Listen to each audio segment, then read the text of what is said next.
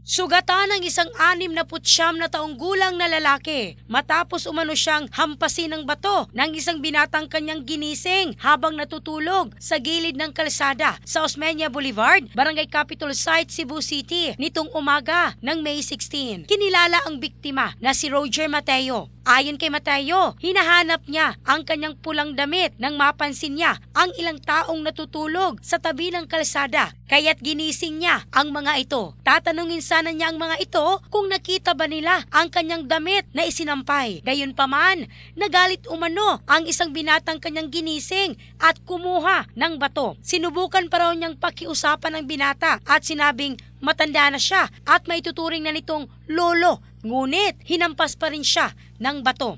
Matapos ang insidente, humingi agad ng tulong ang biktima habang mabilis naman na tumakas ang sospek. In the heart of changing lives, ako si Michelle Craste ng Brigada News Philippines, the Music and News Authority.